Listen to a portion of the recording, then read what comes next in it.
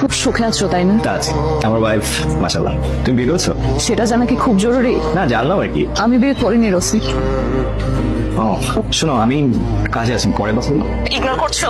আচ্ছা ঠিক আছে, বিকালে ফোন করবো। এই হ্যালো, শোনো, হ্যাঁ বলো। আসার সময় বাজার থেকে কিছু জিনিস নিয়ে এসো। ডিম, আটা, কিছু টুকটাক সবজি আর তোমার প্রয়োজনীয় কিছু জিনিস। আচ্ছা ঠিক আছে। সাবধানে এসো। হ্যালো, কি করছো রফিক? আসায় যাই। আর আমি কি করছি শুনবা না? বলো।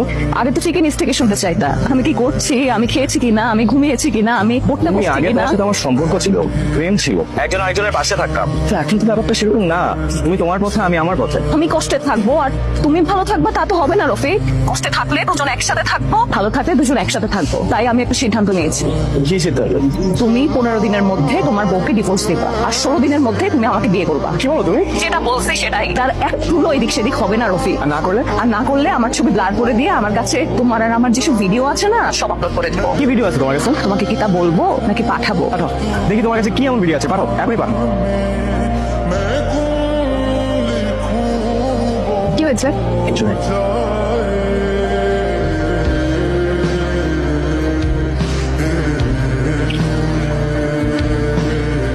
তুমি তো কিছু জানালে না রফিক। তুমি এটা কিভাবে সম্ভব? কিভাবে সম্ভব? তুমি আমাকে বুঝাও। আমি সংসার করছি, আমি ভালো আছি, আমার ওয়াইফ আমাকে খুব ভালোবাসে, আমিও খুব ভালোবাসি, আমি ভালো আছি। প্লিজ আমাকে কথা কথা। তোমার এই ভালো থাকাটাই তো আমার সহ্য হচ্ছে না। তুমি ভালো থাকবা আর আমি ধুকে ধুকে তোমাকে হারানোর কষ্ট নিয়ে বাঁচবো, তা তো হয় না রফিক। তাই আমি যেটা বলছি সেটাই করো।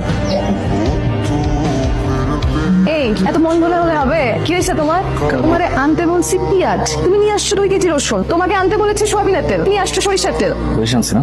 আসো, সোয়াবিনের থেকে তো সরিষা অনেক বেটার। এখন থেকে সরিষার তেল দিয়ে দাও। বউয়ের কাজ যেমন প্রেমিকা দিয়ে হয় না, তেমন সয়াবিনের কাজও সরিষা দিয়ে হয় না। সে প্রেমিকারাই তো বউ হয়। সবাই হয় না, কেউ কেউ হয়।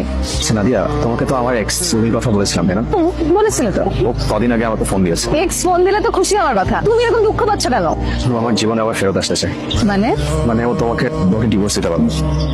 বাহ, তা তুমি কি বলেছো? আমি বলেছি এটা কখনোই সম্ভব না। আমি আমার বউকে নিয়ে খুব সুখে আছি, আমি আনন্দে আছি। তো উনি কি বললেন? এই সুখটাই নাকি ওর সহ্য হচ্ছে না। তোর সাথে কথা বলার কি দরকার? ওকে ব্লক করে দাও। ব্লক তো করা যাচ্ছে না। কেন করা যাবে না? তুমি আমাকে ফোনটা দাও। ও আমাকে একটা হুমকি দিয়েছে। হুমকি?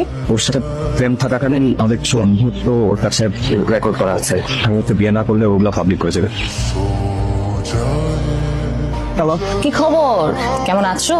আচ্ছা আমি কেমন আছি রে? তুমি কি করবা? বলো, শুনতে তো ভালোই লাগে। কেন ফোন করছো বলো তো? কেন ফোন করেছি সেটা তো তুমি জানোই। তুমি এই পাগলামিটা করো। সব ছেড়ে দেবো, তুমি আগে সিদ্ধান্ত নাও। তুমি আমার কথাটা শোনো প্লিজ। একটু আমাকে পাওয়ার অপেক্ষায় থাকবো। তুমি আমার কথা না। আমি আর পারতেছি না। আমি একদম পারতেছি না। আমি আর নিতেই পারতেছি না ব্যাপারটা। কিচ্ছু হবে না, এই জান। তুমি এক কাজ করো, তুমি ভিডিও